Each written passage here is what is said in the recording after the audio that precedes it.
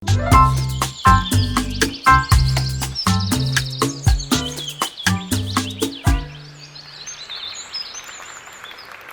vous rappeler le principe de ces feux de camp qui ont commencé mercredi soir, c'est des moments qui sont à la fois des moments de réflexion sur le monde du travail, sur les parcours professionnels des intervenants, mais ce sont aussi des moments qui nous permettent de découvrir des personnes, de découvrir ce qu'est leur parcours de vie et pas seulement leur parcours professionnel, et de comprendre comment un parcours personnel a pu orienter un parcours professionnel. Des moments où le ressenti, l'histoire, la perception de chacun des intervenants est aussi importante que ce qu'il fait professionnellement. Alors, le feu de camp que nous allons commencer dans quelques minutes est consacré à Frédéric Lescure, qui est en train d'envoyer un message. Ça va, Frédéric ? Vous ramotez des amis. Frédéric Lescure, qui est le patron d'une entreprise qui s'appelle Socomore. Peut-être que vous la connaissez si vous êtes breton, puisqu'elle est implantée à Vannes. C'est une entreprise que certains définissent comme les chimistes du ciel, parce qu'elle crée des produits de traitement de surface pour l'industrie, tout particulièrement pour l'aéronautique, avec des grands clients qui sont Boeing, Airbus, Bombardier aussi. Et c'est une entreprise qui a des implantations un peu partout dans le monde, aux États-Unis, au Canada, au Brésil, en Asie, mais avec un camp de base, je crois que c'est comme ça qu'on dit, qui est situé à Vannes. Vous allez nous parler de Socomore, mais pas seulement, Frédéric. Est-ce que la définition chimiste du ciel, déjà, c'est quelque chose qui vous convient quand on parle de Socomore ? Écoutez, je ne l'avais jamais entendu. J'avais jamais lu avant que vous m'envoyiez le papier. Mais c'est un joli moyen de nous décrire, effectivement. Nous, on se décrit comme The Surface Company, donc la compagnie, l'entreprise de la surface. Mais chimiste du ciel, je prends.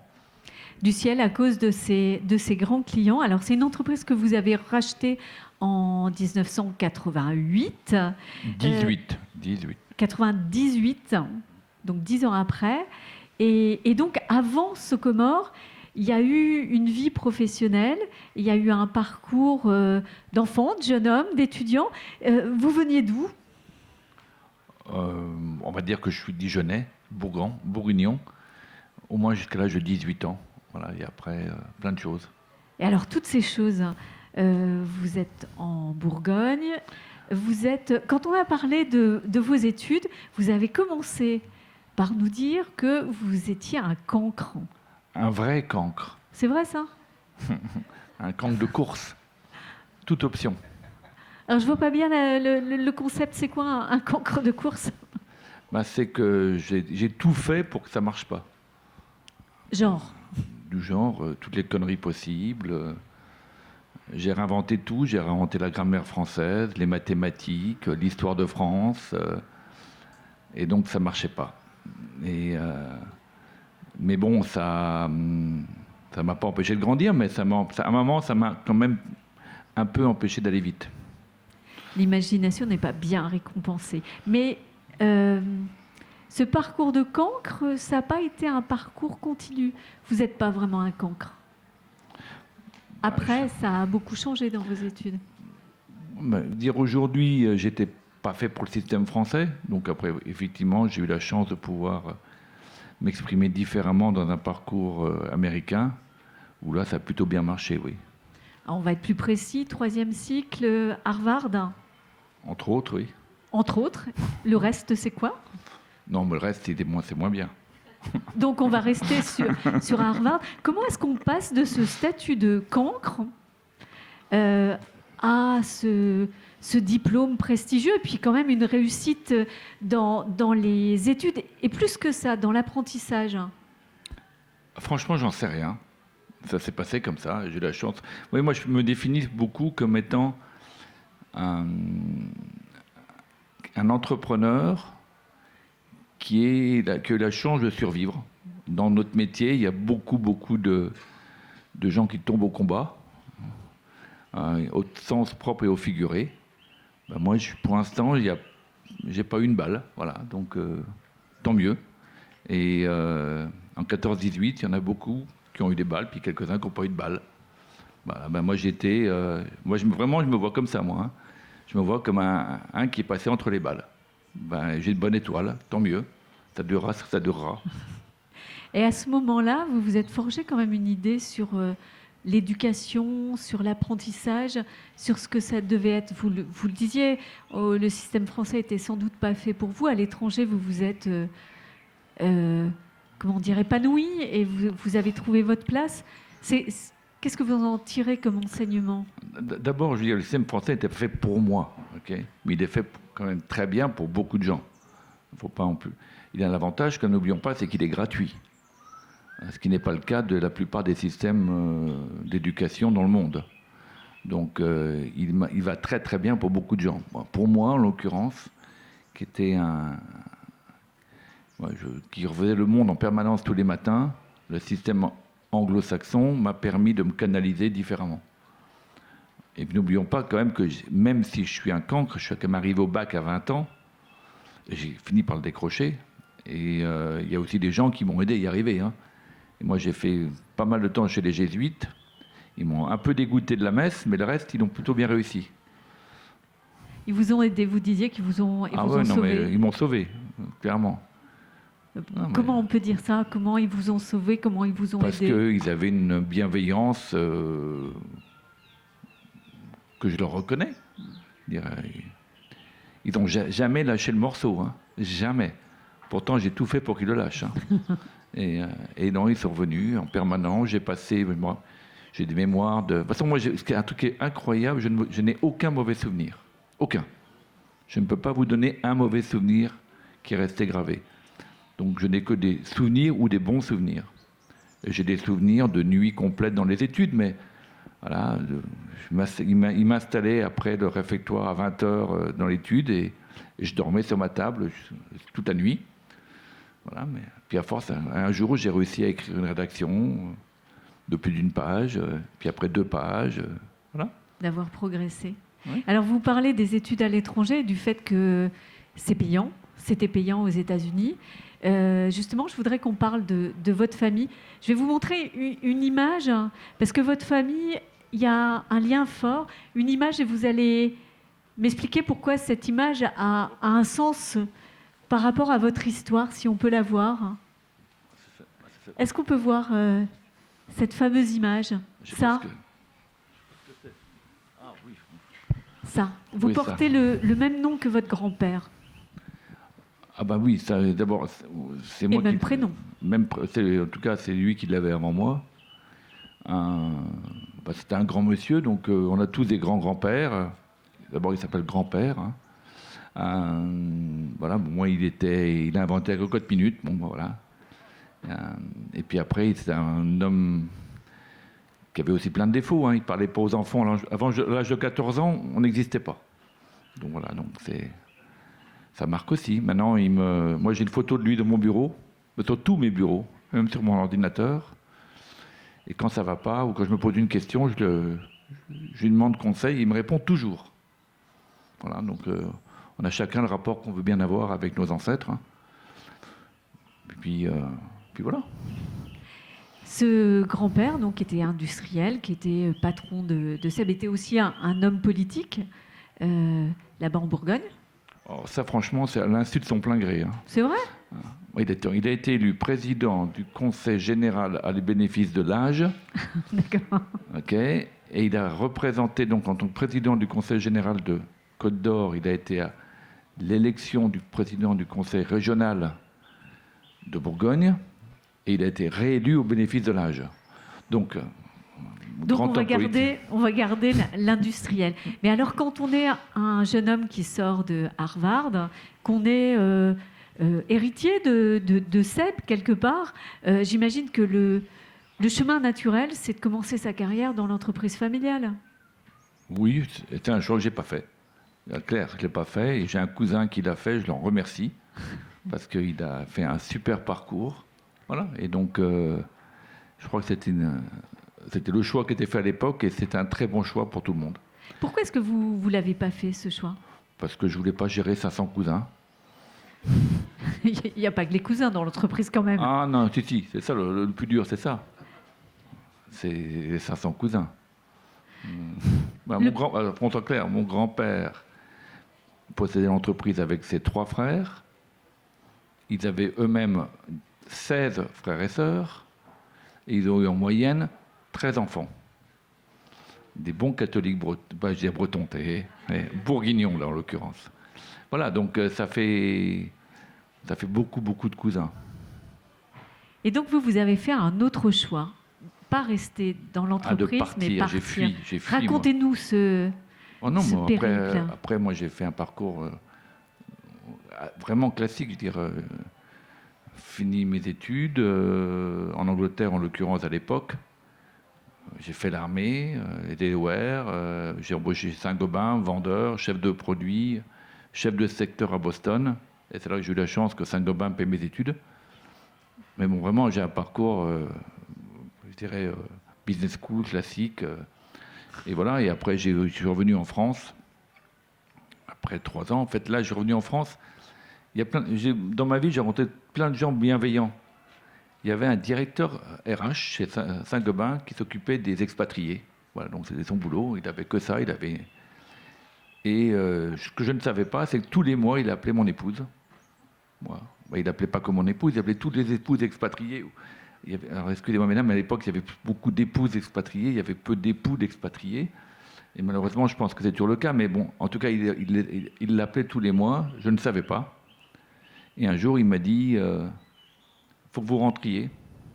Je dis moi, j'ai pas envie de rentrer. En plus de ça, j'étais sur le point d'avoir une belle promotion en interne. Il me dit non, vous n'avez pas le choix, vous rentrez. J'ai pas eu de divorce dans mes expatriés depuis 15 ans, je n'en aurai pas un avec vous. Voilà, donc moi, le message était à peu près clair. Et vous êtes rentré. Et je suis toujours marié avec Odile, après 32 ans, et c'était super. Mais je pense qu'il a sa pierre. Donc vous rentrez en France, mais vous êtes toujours cadre dans un grand groupe.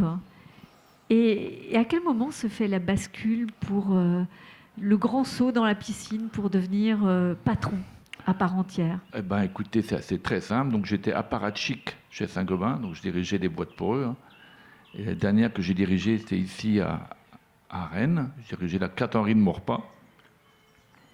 Juste pour une petite histoire quand même, on m'avait envoyé la fermer. J'avais refusé. Alors j'étais envoyé en freelance juste pour la fermer, quoi. C'était une mission intérim dans ce que Saint-Gobain appelle l'école du verre. Et j'ai refusé de la fermer parce que ça n'avait aucun sens. Voilà. Et donc ils m'ont nommé patron de cette filiale. Et là, j'avoue que j'ai failli démissionner parce que vous êtes formé pour diriger une belle filiale de Saint-Gobain. On vous envoie fermer un petit truc à Rennes avec 12 employés, 600 000 francs de chiffre d'affaires. Ça fait donc même pas 100 000 euros hein, pour la situer. Voilà. Et donc vous refusez de la fermer parce que ça n'a aucun sens de le faire. Et vous êtes nommé patron de cette boîte-là. Vous dites, attendez, là j'ai fait Harvard, j'ai fait truc, et on me demande de prendre... Oui. Et là, il y a quelque chose de bizarre. Non, mais c'était une punition, quoi. Et puis, j'ai découvert un truc tout simple. D'abord, j'ai dit, bon, ben, la prochain coup, tu la fermes. Là, tu assumes. Au moins quelques mois. Et j'ai découvert un truc tout bête, c'est que chez Saint-Gobain, le cash, il était gratuit. On avait tout le fric qu'on voulait en termes de liquidité, un BFR. Et donc, dans un métier où on gagnait pas d'argent, on gagnait vraiment, le papier et le carton, c'est un métier incroyable. C'est un métier où la matière première, elle fait 80% du coût, quoi. Vous rajoutez 15% de main-d'œuvre, et puis quand vous faites zéro, vous êtes content, quoi. Et donc le cash, c'est le nerf de la guerre. Et donc tous mes concurrents n'avaient pas de cash. Et alors là, j'ai tapé dans la caisse comme un balarge. Vous avez tapé dans la caisse? Ah bah oui, j'ai tapé dans la caisse. On a fait... J'espère qu'il n'y a personne du fisc ou de Saint-Gobain dans la salle. Dans le sens qu'on a... Et on a... Ben voilà, on l'a emmené à 40 millions d'euros en 3 ans. Hein, voilà, donc... parce qu'on avait... Comme on avait tout le cash qu'on voulait, et qu'on ne contrôlait absolument pas sur le cash. Même moi, avec 40 millions d'euros... de francs, excusez-moi, de francs. même avec 40 millions de francs, c'était ridicule pour Saint-Gobain. Et c'était même pas dans la ligne, c'était dans les décimales, quoi. Donc voilà, j'en ai profité. Mais à ce stade-là, vous êtes encore chez Saint-Gobain. Alors le passage à Socomore, il se fait comment? Bah, d'abord, j'étais pas chez Saint-Gobain, j'étais chez moi. J'ai toujours été chez moi. Voilà. Pour information, et un jour, mon patron est venu. Il y avait un des patrons un jour, tout en haut, là, qui est venu. J'étais un peu énervé. Et puis, je lui ai dit, écoutez, on va pas... Bon, vous me la vendez combien, votre boîte? Et j'ai sorti le carnet de chèques. Et là, il a arrêté de m'embêter. Donc, heureusement qu'il n'a pas dit oui, hein, parce que j'aurais été un peu emmerdé. Donc, voilà, et un jour, ils ont vendu la division papier-bois à Smurfit. Donc, c'est des Irlandais, très bien. Mais bon, j'ai vite compris qu'être français chez Saint-Gobain, c'était très confortable. Être français chez Smurfit, j'avais plus d'avenir. Donc voilà, j'ai démissionné. Quelques mois plus tard, je suis rentré à la maison et mon épouse avait écrit ma lettre de démission. Elle m'a dit, tu la recopies, tu l'envoies. Ce que j'ai fait. Voilà. Et après, j'ai eu quoi? Il m'a fallu une petite année pour acheter Socomore. Socomore à Vannes, parce que vous avez... Ah, ça, c'est le hasard. C'est vrai, parce que vous adorez le golfe du Morbihan. Mais c'est encore le hasard bienveillant. Mais le hasard, franchement, je cherchais une entreprise elle devait être industrielle, elle devait faire des produits consommables, elle devait avoir un potentiel international. C'était ça mon critère. Et j'ai trouvé une boîte à Sedan, qui existe toujours, qui marche très bien, qui fait une fonderie, qui fait des prothèses médicales maintenant, qui a été reprise par un mec génial. Et puis l'entreprise à Socomore. Et je ne sais pas pourquoi j'ai préféré le Morbihan, mais bon, ça c'est... On se demande. Sedan, oui, d'accord. Et cette entreprise, ce qui est intéressant, c'est que c'est une entreprise qui fonctionne vraiment sur des valeurs qui sont des valeurs de dialogue. On va en parler. Je crois que ça incommode beaucoup les gens, le feu de camp. C'est vrai, vous êtes tous... Il faut peut-être le bouger. Je pense qu'il va falloir le bouger parce que ça incommode beaucoup des gens. Enfin, le vent vient dans ce sens-là. Bougez-le parce qu'à mon avis, je vais perdre tout l'auditoire. Là. Peut-être sur le côté, si vous voulez bien. Si vous pouvez le mettre sur le côté. Merci. Ça va. Donc on en était à ces valeurs. On voit avec ce parcours qui est le vôtre, en France, le cancre, puis avec ce naturel qui vous permet d'avancer, les études à l'étranger. Vous avez mis en place un système qui est basé sur des valeurs qui sont des valeurs très fortes. C'est quoi vos valeurs? Vous pouvez nous expliquer ce qui fait la force de votre engagement dans votre entreprise? Ben moi, je fais confiance comme ça. De la première seconde, je fais confiance.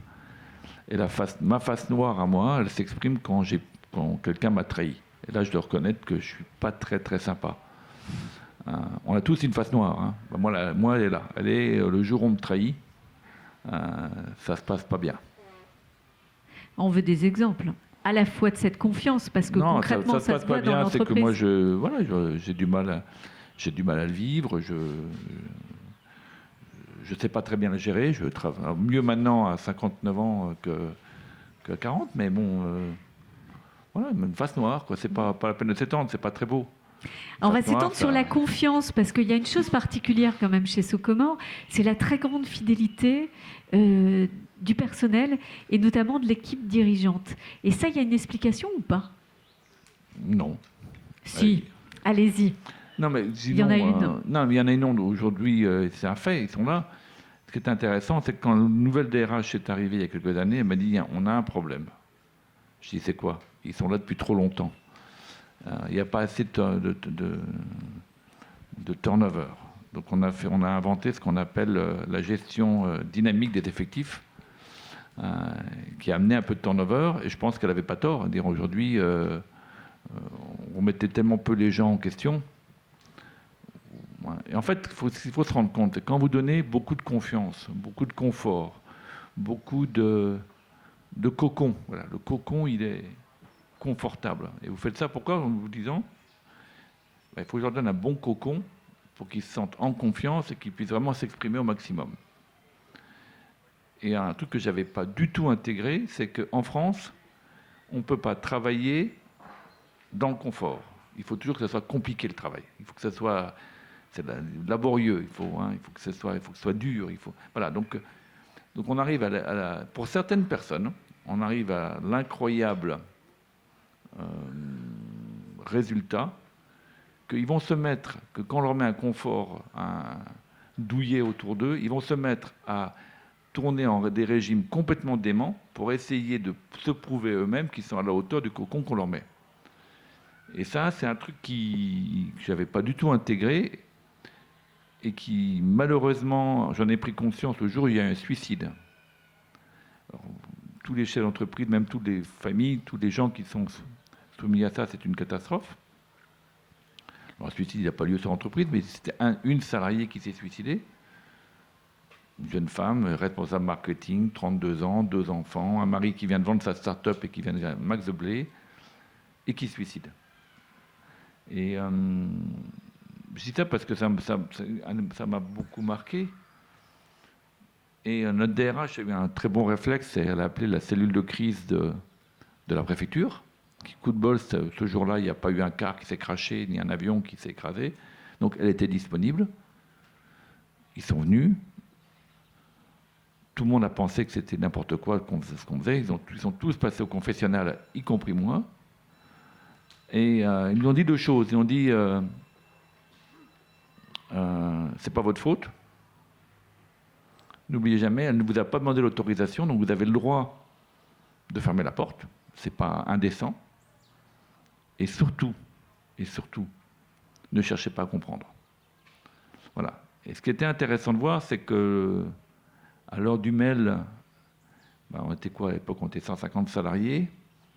Il y en a à peu près une 50aine ou une 60aine qui étaient passés au confessionnal. Et ceux-là, ils m'avaient envoyé des messages pleins de bienveillance dans la trame de ce que nous avaient dit les psychiatres et les psychologues. Puis ceux qui n'avaient pas vu, moi non plus, je ne l'avais pas vu. Ce n'est pas votre faute. Alors, quand vous l'avez ça 100 fois, ça fait un peu mal. Bon. Et en tout cas, ce qu'on a vite compris, c'est qu'il fallait que tout le monde passe au confessionnal. Donc, y compris les commerciaux, parce que comme c'était la responsable marketing qui était connue de tout le monde la connaissait. 2 mois plus tard, on avait une grosse convention commerciale, on a fait venir l'équipe.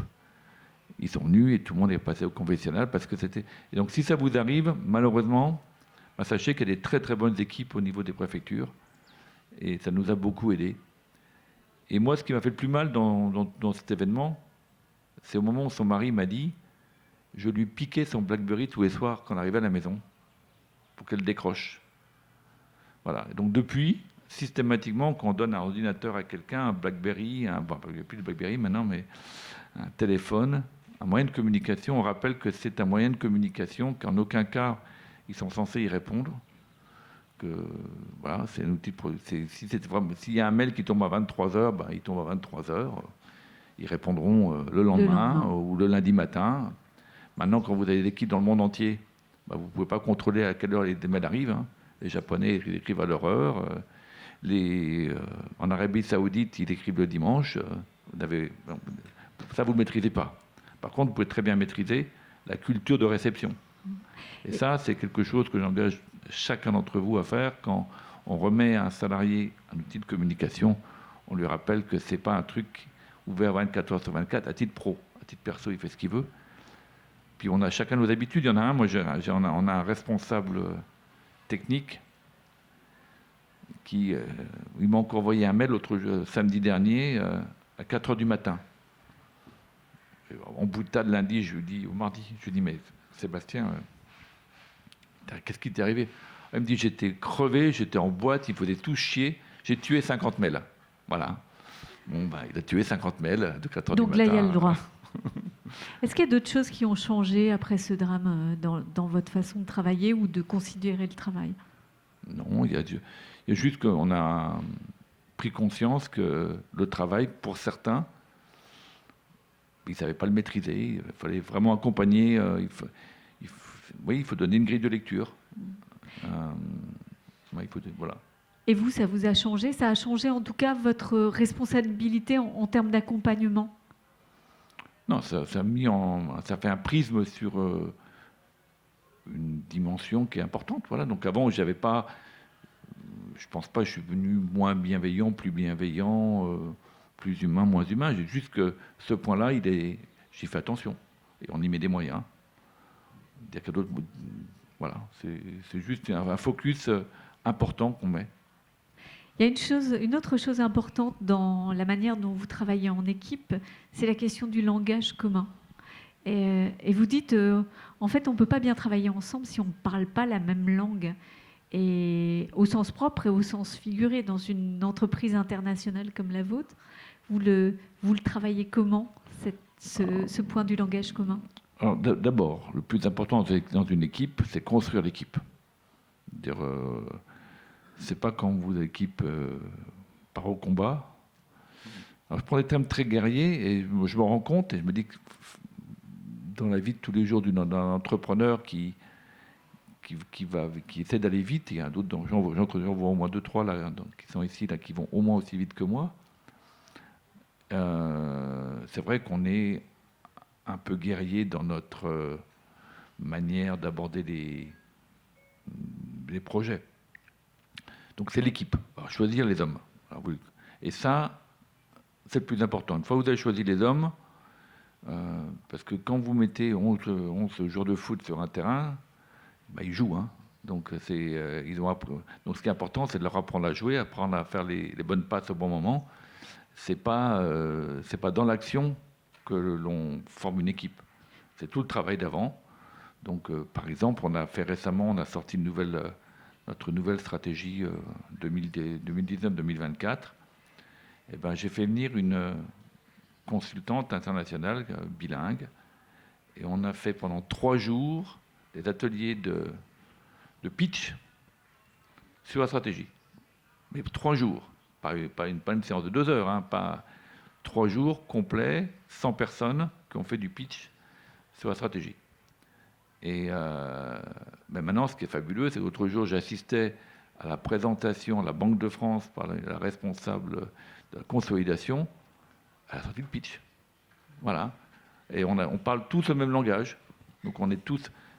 C'est ça qui est fabuleux, c'est qu'on déploie, on est clair, on a pris des moyens, ça a coûté beaucoup d'argent, mais ça marchait. Vous parlez tous le même langage. Je vais reprendre votre image du match de foot. Je suis d'accord, hein, ce qui fait la qualité d'une équipe, c'est des bons joueurs et qui connaissent la technique. Il n'y a pas que ça. Il y a le collectif, il y a l'esprit d'équipe. Le PSG le montre tous les jours. Justement. Comment est-ce que vous bossez Comment vous bossez? Oui, l'esprit d'équipe. Comment vous faites pour qu'il y ait de la cohésion dans ceux qui travaillent avec vous? D'abord, il faut être équitable, il faut être transparent. Voilà, il faut éviter... récemment, j'ai refusé de recruter une star. J'avais vraiment envie de l'avoir, mais bon... on est vraiment au PSG, hein. Oui, mais la star nous aura beaucoup apporté, mais elle aurait beaucoup détruit aussi. Donc, je pense que beaucoup n'auraient pas compris pourquoi il avait tous ces avantages. Parce qu'une star, ça a des avantages. Donc, on ne l'a pas fait. L'avenir nous dira si c'était une erreur. Mais bon... Dans le recrutement, vous nous disiez qu'en fait, vous aimez les chieurs qui vous font avancer. Je mets des guillemets, c'est une citation. Non. Des chieurs bienveillants. Bienveillants, d'accord. Pas pareil. Expliquez-nous, ça veut dire quoi des chieurs bienveillants? D'abord, le plus grand risque d'un entrepreneur, c'est lui-même. Okay, donc, parce que on vit dans un monde déformé. Moi, j'ai mon monde à moi, et j'ai mes lunettes roses, toujours roses. Tout va toujours super bien. Je suis devant, donc je ne regarde pas derrière. Il n'y a personne qui me fait chier devant. Donc, derrière, par défaut, ça suit. Sauf que parfois, ça ne suit pas. Et donc, le boulot de chieur bienveillant, c'est avec toute leur bienveillance, nous faire ralentir, nous dire, attends, il y a un mur, là, il arrive très très vite, et lui, il ne bougera pas.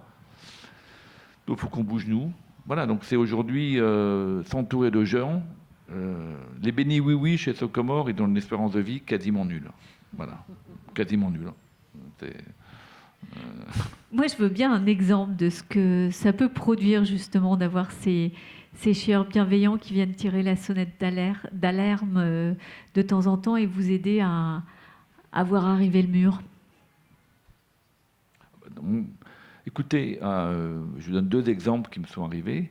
Donc moi, depuis le début, j'ai mis en place un conseil d'administration. Donc là, je suis minoritaire. C'est-à-dire, voilà, j'ai des indépendants. Et puis un jour, en 2009, c'était avant la crise, donc 2008, en juin 2008, ils ont voté contre moi pour la fermeture de la Pologne. Même mon épouse a voté contre moi.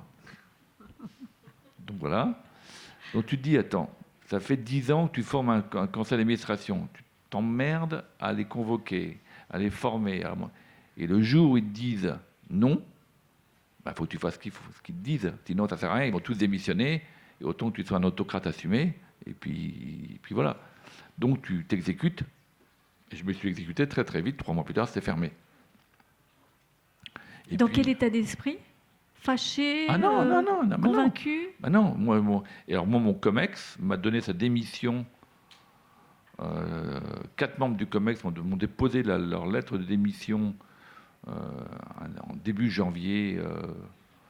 Voilà, et 2000, je crois que c'était 2006, en disant si tu fermes pas cette filiale qui perd de l'argent, nous on démissionne. Bon, on l'a fermée. Voilà, c'est tout. Donc c'est assez radical. En général, les chieurs bienveillants, ils peuvent être très très chieurs. Voilà, mais bon, heureusement qu'ils sont là. Oui, mais ça implique d'avoir une certaine souplesse d'esprit pour le dirigeant que vous êtes, d'entendre les critiques, de les intégrer, de faire ce qu'il vous pousse à faire. Vous êtes comment par rapport à la souplesse, justement? Moi, vous êtes souple ou pas? J'en sais rien. Mais ce que je peux vous dire, c'est que quand ça vous arrive, moi, je m'exécute. Mais je change d'avis en 1 seconde. Tout. Ok, on allait par là. C'est pas possible, il y a un feu de vent, donc on va aller par là. Et on se démerdera. Et non, je me pose mais pas une question de seule seconde. Confiance. Si les 4 ont donné leur démission pour qu'on change de sens, et puis qu'ils ont pris le temps, qu'il y a une Noël qui est passée dessus, voilà, ils n'ont pas fait ça n'importe comment. Quoi. Là, j'ai dû franchir une ligne rouge. J'ai dû. Voilà. Donc, alerter. C'est quoi votre relation à l'échec? Écoutez, ma relation à l'échec, je vais donner un exemple très simple, c'est que ce matin, alors hier soir à 17h, j'ai remis une lettre d'offre ferme pour le rachat d'une entreprise pour 200 millions d'euros. 8 mois de boulot. Ce matin, à 9h, j'ai appris que j'ai perdu. À 10h, j'ai envoyé un mail à tout le monde avec le nouveau plan. On va se les faire. Voilà. Bon, c'est tout. On a tellement appris sur eux en 8 mois, parce qu'on a tout eu. Hein. On a tout eu. Parce que là, pour 3 millions d'euros, on a quand même un peu d'infos. Hein. Voilà, maintenant, on va se les faire. Et donc, on va recruter cet été, je vais vous recruter une team, on va se les faire. Ça, quel mot vous mettez sur cette attitude? C'est quoi ça? Ça ne sert à rien de procrastiner, quoi. Donc, ça ne sert à rien. Donc, voilà, j'ai procrastiné un quart d'heure. J'ai écrit mon plan, je l'ai envoyé à tout le monde. J'ai envoyé l'info d'abord à tout le monde. 1 heure après, ils avaient le plan, et après, j'étais couché. J'ai dormi 3 heures, et je suis venu ici. Et voilà. Moi, je dirais la vie est belle. Ténacité et combativité. Oui, moi, je pense que je pense qu'être un survivant dans le monde des entrepreneurs, et il y a tellement d'entrepreneurs qui auraient dû réussir, qui n'ont pas réussi. Voilà, donc tant que je suis pas par terre, j'avance. C'est tout. Puis un jour, ça tombera, il y en aura une pour moi, ça sera pour moi, c'est tout. Il y a un autre Frédéric Lescure à côté de ce chef d'industrie combatif, guerrier et qui avance quels que soient les échecs. C'est celui qui a lui aussi de la bienveillance et de l'accompagnement. À Socomore, à Vannes, vous avez créé une pépinière je ne sais pas si start-up, je vais dire des start-up, un endroit où vous permettez à des jeunes pousses de se lancer, de tester. Expliquez-nous ce que vous faites avec cette pépinière. Qu'est-ce que vous tentez là? C'est très, très intéressé. Hein. Alors, c'est intéressant pour eux et intéressé de notre part. Dire aujourd'hui, quand on grandit, on fait bientôt 300 personnes. c'est reste tout petit, hein, mais bon, on n'est plus 10 personnes, on est 300. Donc ça structure un petit peu. Il y a un certain nombre que je ne connais pas. Ça commence à arriver. Jusqu'à il y a un an et demi, je connaissais tout le monde. Là, j'avoue qu'il y a des gens. T'es arrivé depuis combien de temps? 3 mois? Oui, d'accord, ok. Ben, je te paie un café parce que j'ai oublié le truc là. Mais voilà, donc ça amène, ils amènent des questionnements, ils amènent au café. On va avoir une dizaine de start-up en tout maintenant. Quand ils viennent au café avec nous, ben, ils n'ont pas les mêmes problèmes que nous, hein. Récemment, il y en a un qui a déposé le bilan. Il a déposé le bilan. Voilà, donc au café, on a parlé du dépôt de bilan d'Henri. Eh ben, il le connaissait, il le touchait, il le voyait tous les jours, puis il n'est plus là. Voilà, ben, je pense qu'aujourd'hui, ça resitue les choses différemment. Et puis, il pose des questions différentes de nous. Voilà, donc... et puis voilà, quoi, ils arrivent en vélo, avec des casques, ils oublient de s'enregistrer, le responsable des services généraux, il est furax. Bon, voilà. C'est plus bohème, on va dire, que Oui, votre fonctionnement. Voilà, Il y a une seule exigence de votre côté, c'est qu'ils prennent le café avec vous. Ah, c'est obligatoire. Ah, expliquez-nous ça. Ça, c'est une obligation. On signe quand on entre chez vous. Il y a le café et il y a un horaire et tout le monde s'arrête et tout le monde vient prendre le café. En tout cas, le café, oui, c'est devenu un peu une institution. Mais comme dans beaucoup de boîtes. Mais alors, si je vous conseille un truc, d'abord le café, le premier truc à faire dans une boîte, c'est faire la chasse aux cafetières pirates. Donc il y a qu'un Dans seul les lieu de bureaux, interdiction. interdiction d'une cafetière service, interdiction d'avoir des... Non, interdiction. Le café, c'est un endroit... Alors, il est gratuit, il est bon, on fait ce qu'il faut, hein, mais c'est un lieu où les gens s'échangent. Et donc voilà, entre nous, si on prend le camp de base de Vannes où on est 150, on n'est jamais 150 au café, mais on n'est pas une trentaine, donc ça s'étale de 10h30 à 11h. Les gens passent. Et voilà, et donc et là, les startups ont l'obligation de venir là, oui. C'est le prix du loyer, le prix du Wi-Fi, le prix de l'imprimante, le prix de tout ce que vous voulez, mais c'est que tout est gratuit sauf le café. Même le café, mais il faut qu'il y soit. Sauf ce moment à partager pour s'enrichir les uns les autres. Et il y a un autre aspect dans ce que vous faites dans Socomore qui me paraît très intéressant aussi, c'est l'approche RSE et l'approche environnementale. Pourquoi est-ce que ça a de l'importance pour vous? D'abord, le RSE, jusqu'à il y a très très peu de temps, c'est un truc pour les grands groupes. Et c'était pour moi que c'était que en anglais, on appelle ça du bullshit. Okay, c'est n'importe quoi. De la com. C'est de la com, quoi. Et puis on a, parce qu'on grossit, parce que nos clients l'exigent, parce que les investisseurs l'exigent, il a fallu qu'on formalise quelque chose.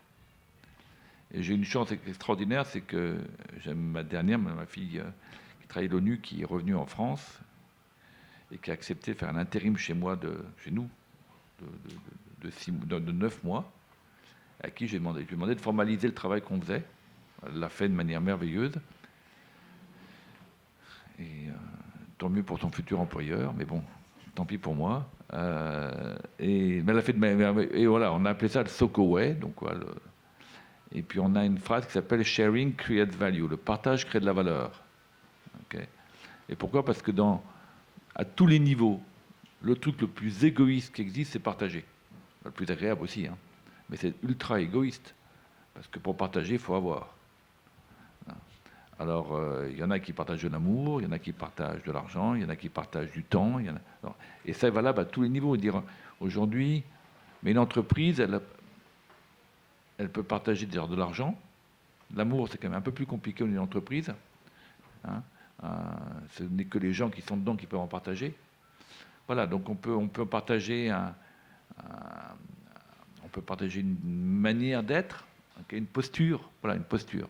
En tout cas, moi, c'est une posture que je demande à tous mes salariés d'avoir vis-à-vis de l'extérieur. Donc voilà, on s'est donné quelques axes et on s'est fixé une règle qui marche assez bien, c'est que on distribue pas mal d'argent, plusieurs centaines de milliers d'euros, mais uniquement sur des projets pilotés par les salariés. Alors Tout type de projet, c'est... C'est quoi Non, comme... il faut. Alors, on a une règle simple, c'est pour que ce soit éligible au mécénat. Ça permet de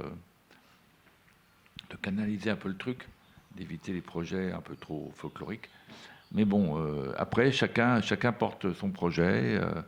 Et vous avez quoi comme type de projet? Si vous en avez un ou deux à nous Non, mais en tête, ça dépend. quoi? Il y a Armel qui passe du temps dans Habitat et Humanisme, donc voilà, donc qui finance des projets d'habitat pour ceux qui n'en ont pas. On a Claire Leroy qui est championne du monde de voile, qui accompagne des jeunes pour le futur Coupe du Monde. Donc elle a monté une structure pour accompagner. Voilà, on a qu'est-ce qu'on fait? Plein de choses. On a l'autre jour, on a Hicham qui est secrétaire de ceux qui font de qui stockent de la nourriture pour les associations, je ne sais plus comment ça s'appelle. En tout cas, il y a un organisme caritatif qui garde de la nourriture pour donner au resto du cœur. La banque alimentaire, c'est ça? Voilà, la banque alimentaire. Et le camion était cassé. Voilà, il a fallu payer un camion. Il fallait louer un camion de toute urgence pendant un mois ou deux. Bon, voilà. Donc ça, c'est sur les choses, mais c'est bien. On aide bien on aide les salariés à avoir les moyens de grandir en dehors, d'être des citoyens encore plus remarquables, on va dire ça comme ça. Vous avez, avant de passer aux questions de la salle, parce que je pense que vous avez beaucoup de questions, vous avez parlé de votre fille. Vous êtes père de 4 enfants, Bah oui. Et je crois que ça a beaucoup d'importance dans votre vie. Quel lien, comment vous articulez votre vie professionnelle, cette vie de capitaine d'industrie, pour garder le terme guerrier, et puis cette vie de père de famille qui est aussi très importante? Bon, je dirais d'abord qu'à la maison, c'est pas moi le chef, mais ça c'est assez classique. Et, on a cru comprendre. Hein. Voilà. Et c'est tant mieux, parce que c'est beaucoup plus confortable. Moi, je suis un papa comme beaucoup de papas, et voilà, moi je suis mon papa. Moi je suis le papa que je suis, et j'ai certainement pas tout fait comme il fallait, mais j'ai fait aussi des choses pas mal. Voilà, donc, franchement, j'ai pas de... La seule chose que je me suis toujours fixé, qui a plutôt bien marché, c'est que je n'ai jamais travaillé le week-end. Voilà. Bon, ça, je me le suis gardé. Je le suis gardé. Pour tout à fait vrai, je travaille en général à partir de 21h le dimanche soir pour préparer ma semaine. Mais bon, voilà, quand les petits étaient couchés, et quand ils sont grands, ils sont plus là. Hein, donc on peut. Merci beaucoup. Bravo Frédéric.